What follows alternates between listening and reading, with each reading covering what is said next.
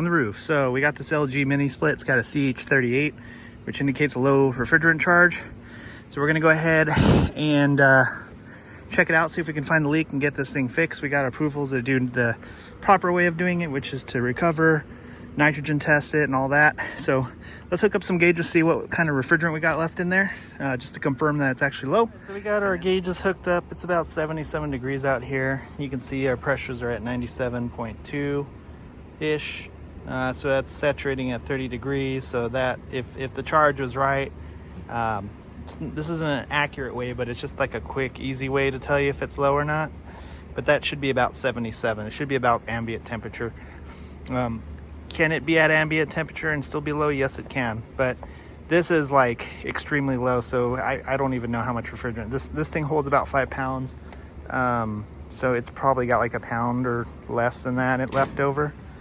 So, but there's refrigerant in there. So we're gonna go ahead and bust out the Bloodhound, AKA the H10 Pro, and see if we can find a leak. All right, so we're gonna go over this with the leak detector, see if we can find something. So this front panel comes off. So you're gonna pop it here, pop it there, comes down and then towards you. Okay, so we got these two popped. And then there's clips, 3 of them in here. And just pull it down like that, see it? Pull it towards you. And there you go. And then there's a screw here, and a screw here, and that holds it to the plate. So we gotta take those out so we can move this up. So I will usually use my 11-in-1 to hold this up out of the way. And you also need to pop this clip that holds everything in place. We're gonna cut all this open and then see if we can sniff out some refrigerant. Okay, so we may have found our leak. I can feel oil all over right here. So let's see if the sniffer will pick it up.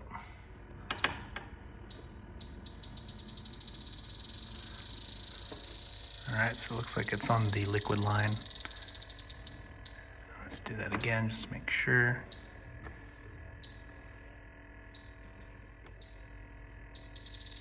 Yep. One last time.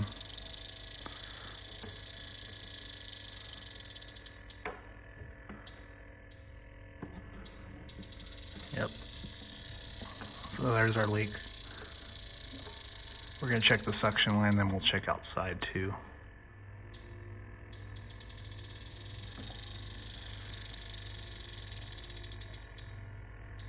And it looks like that might be the suction line as well.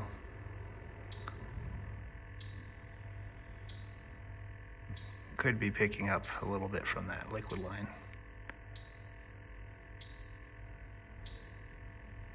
Yeah, so it looks like it's just a liquid line.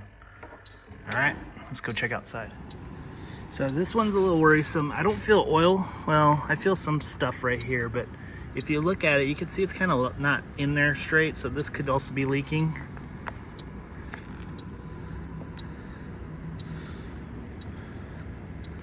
It appears to be okay. All right, cool. So it looks like we just have our leak on the inside. Now that we've located our leak on the indoor unit, we're gonna go ahead and recover whatever refrigerant's left over and weigh it so we know exactly how much we've lost. Depending on how much I get, we might reuse it, but honestly, it's probably gonna be under a pound. All right, so our recovery's done. So we got 10 ounces. Yeah, about 10 ounces out of there. So this thing holds 5 pounds, so there was only 10 ounces left, so it was almost empty. So I know you guys are gonna say, well, it's already leaking, just let it out in the atmosphere. Why are you wasting your time with this? Well, that's because real techs do it the right way. We're supposed to recover. Now, obviously, if it's gonna be like 1 pound, 1 PSI or something like that, then yeah, but we had like 90 pounds or 90 PSI in the thing.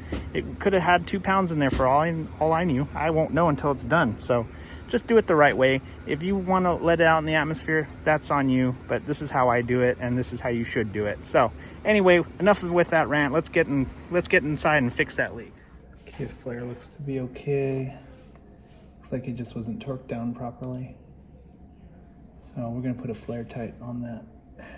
And then I don't see any signs of any kind of sealant. I don't think they use Nylog or POE oil or anything. It's hard to tell, but Definitely not nylon, because you can always feel that leftover. So we're gonna use these flare tight fittings to just ensure we have a good seal. And we'll also use nylon. So we're putting nylon underneath the flare tight fitting, and we're gonna put it on top of the flare tight fitting. So now we're gonna find out what our torque setting is, and we'll torque that down. All right, so we're doing 38 Newton meters.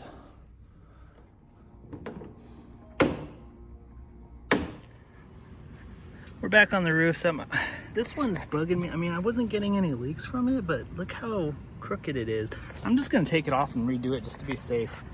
Because if I pressurize it and then it's leaking, then I just wasted all that nitro. So yeah, I'm just gonna fix it.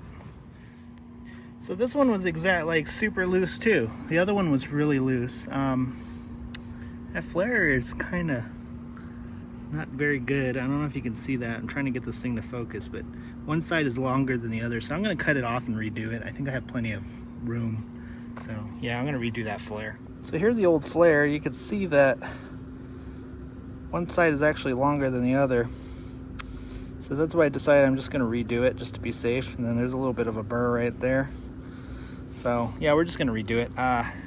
It's very important when you're doing these flares. You wanna cut them off as close to the end as possible. So that's where these come in handy. You see it's got this little groove right here. And that's where the flare will go. That way you can cut it off as close as possible so you don't shorten the line too much.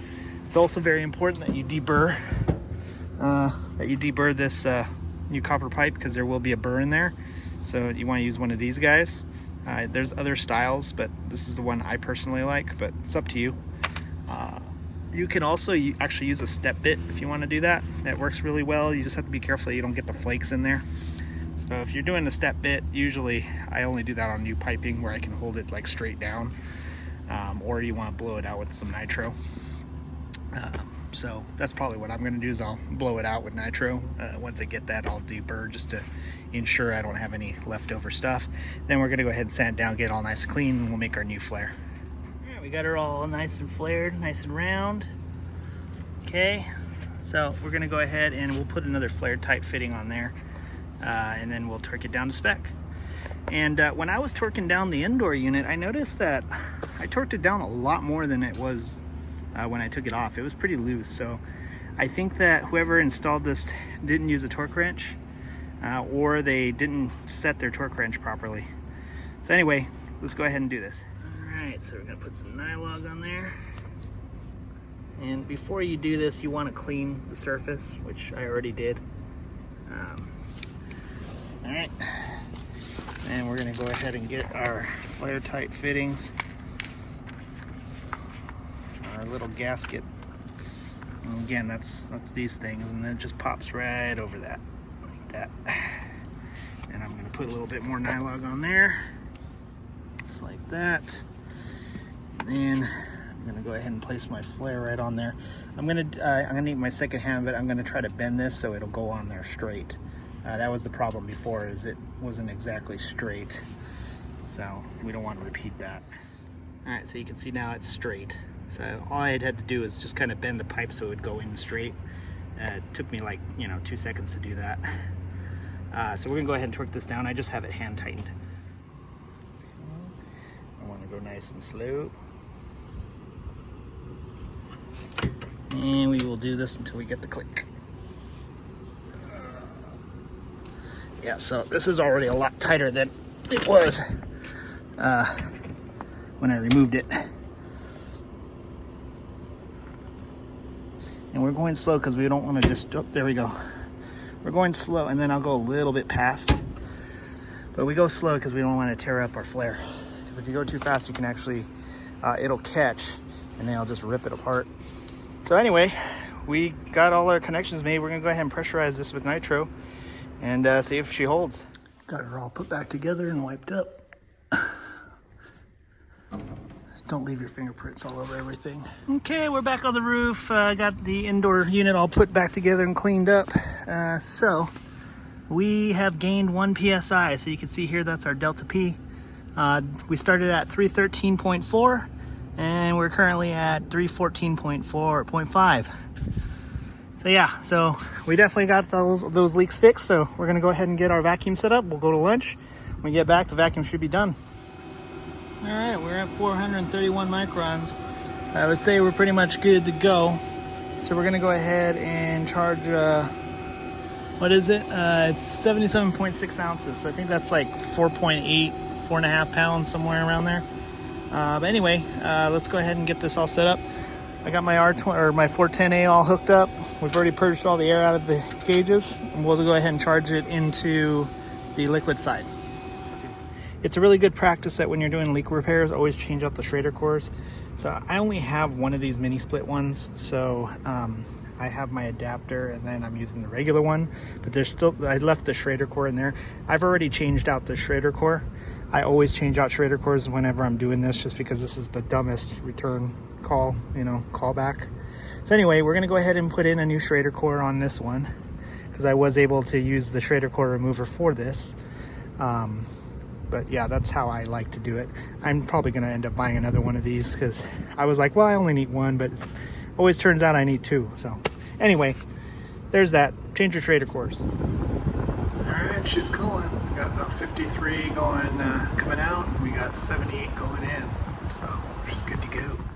So that's all she wrote. She's back up and running, good to go. So hopefully this helps you out. So thanks for watching. Make sure to like and subscribe, comment, tell me what a horrible technician I am. Hit that bell notification and follow me on Instagram and Facebook. Thanks for watching.